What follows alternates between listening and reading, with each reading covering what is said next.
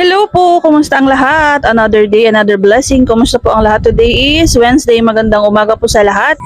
Ayan, ngayon nga po ay araw na Miyerkules mga friends, mga kasari. Kumusta po ang lahat? Kumusta po ang bentahan sa inyong mga lugar? Luzon, Visayas at Mindanao. Sana po okay kayo sa alright at sana po palagi tayo mabenta araw-araw.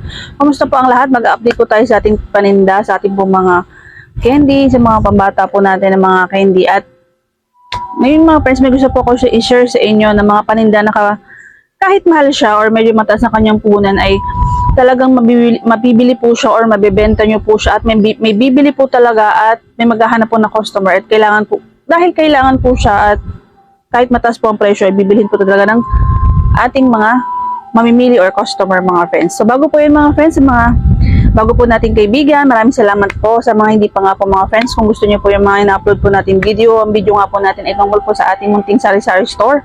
Ayan, again, I'm Catherine Cortaga. Talamin naman mga friends, palike po ng ating video, pa-subscribe at pahit rin po natin notification bell para ma-update po kayo sa mga sunod po natin i-upload na videos. Ayan mga friends, ngayon nga po yung araw ng Miyerkules at ang oras nga po natin ay 9 a.m. Kanina po ay napunta po tayo ng palengke at bumili nga po tayo ng mga kulang po natin sa ating sari-sari store. Ayan, bumili po ako nito mga friends, chicharon, 4 na piraso. Ang puhunan po nito ay 27 pesos. Malaki po ito. Meron pong maliit nito, kaya lang hindi po tayo nagtitinda dahil mabilis po siyang lumambot mga friends, mga kasari. Ayan. Ito pong chicharon na ito. Mabenta nga po ito lalo na sa mga pampulutan. Ayan, panglagay din po sa munggo, sa gulay. 27 pesos. Bumibili lang po ako ng ilang piraso, mga 4 lang. Hindi po ako nag-i-stock ng marami kasi nga po, mabilis po siyang lumambot. Pero napapaubos ko naman po ito ng mga ilang araw lang, naubos na rin. Kaya hindi po ako nag-i-stock ng marami kasi yun nga po, masisira lang po. Mabilis po siyang kumunat. Ayan. Ito mabenta nga po ito lalo po ngayon at saka bukas kasi diba munggo, pag Friday po is munggo day. Ayan. At mag-update po ako sa inyo mga friends na ating mga candy. Ayan, mabili nga po ito mga friends ang ating mga candy na yan mga friends. Ito po 6 pesos po sa online po natin yan nabibili. At ito nga po ang ating, ayan, ito po ang ating, ayan, mallow cup. Ayan, mabenta rin po ito. Tinikman ko nga po siya mga friends at legit na legit nga po siya. Masarap po ito mga friends. At kung gusto nyo nga po ay madali lang naman po yung order sa online. Tatype nyo lang po ang mallow cup. Ito nga po siya, o marshmallow cup. At masarap nga po siya mga friends. May expiration po siya sa likod. At legit na legit po siya. 7 pesos po natin siya binibenta. Masarap po siya. Ayan, yan po yung gusto ko i-share sa inyo. At ang mga paninda nga po na kahit mataas po ang puhunan ay mabibili po rin po talaga ng ating mga customer. Ayan po ay kailangan po natin sa pang-araw-araw din. Ginagamit po natin sa ating pagluluto. Ayan, may idea na po kayo mga friends po. Ito nga po yung mga ginagamit natin sa pagluluto. Kahit na mataas ang puhunan ay may maghahanap pa rin ng mga customer at mga mamimili. At hindi po talaga ako nasisiro dito mga friends kahit mataas ang puhunan po nito. Ito po ang bawang. Ang bawang po mataas po ang puhunan nito. Depende po, iba po. Araw-araw iba po ang presyo. May 140, may 130, may 150.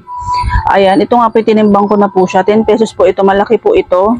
Tapos meron pong pag isa-isang butil mga friends, piso po ang isa.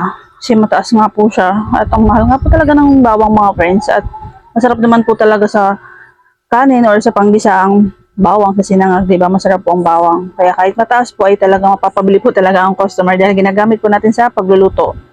Ayan, syempre po pag may bawang, meron din po tayong sibuyas. Ang sibuyas mga friends ay talagang hindi na po bumaba.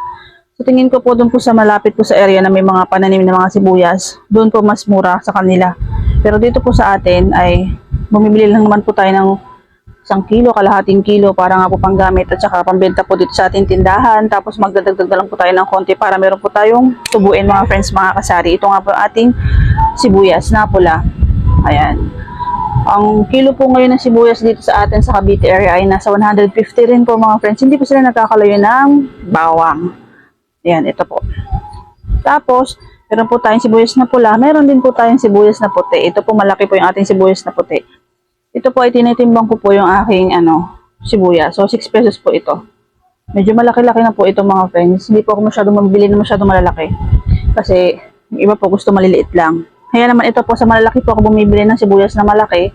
Ito po mabenta po talaga ang sibuyas na puti. May mga customer po talaga ako na gusto po nila ng sibuyas na puti. Ito po ang available po dito sa atin ay malalaki lang po ang sibuyas na meron dito sa palengke dito po sa amin. Ang kilo po nito ay nasa 120. Ayan, tinitimbang ko rin po ito. Ang presyo po nito ay nasa 20 pesos. Ayan, mahigit po ito dalawang guhit mga friends. Kaya 20 pesos po ito. At nabibenta ko nga po ito. Bumibili po ako ng mga ilang peraso lang kasi nilalaki nga po nila mga friends.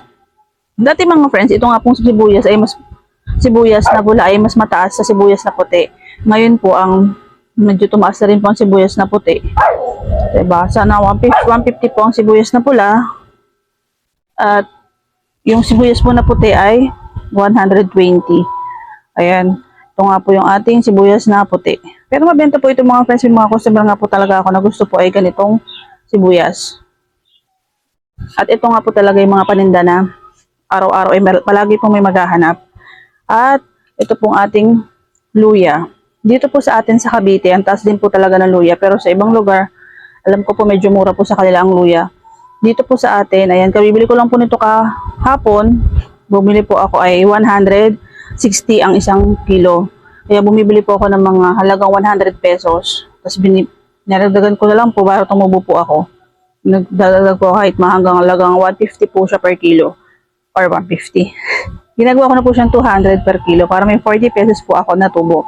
So, 10 pesos po ang isang guhit. Kaya maliit lang po talaga ang luya.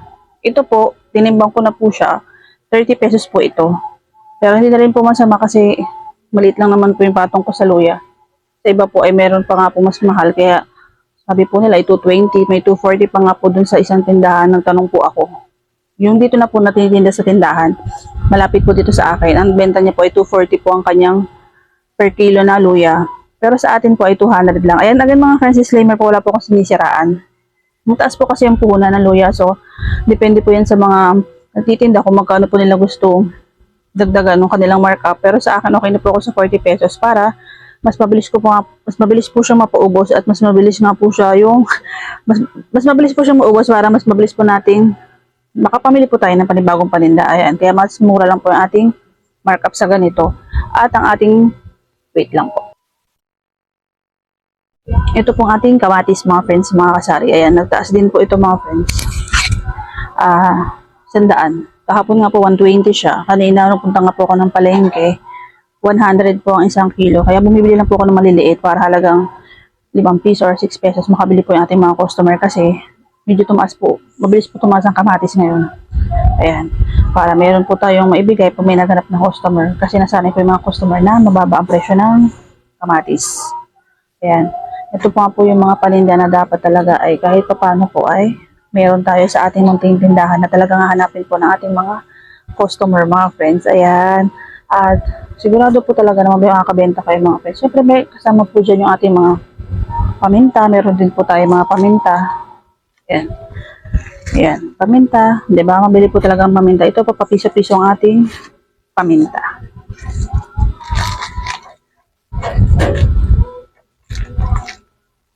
Ayan. Ito yung gusto kong i-share sa inyo mga friends ngayong araw ng Miyerkules. And dito na po natin tatapusin ang ating video. Sana po ay nagustuhan niyo po yung share ko sa inyo ngayong araw ng Miyerkules. Sana po palagi tayo may benta araw-araw. Ayan. Sa mga hindi pa nga po mga friends, please do subscribe mga friends. Thank you so much po. Thank you so much po sa support. Sa lahat po na mga nanood natin mga videos. At mag-comment na rin po kayo mga friends para mapasyalan ko po inyong mga channel. And God bless everyone. Keep safe always. Love, love, love everyone. And see you to the next one. And God is good all the time. Ingat po palagi ang lahat. God bless. Happy sailing.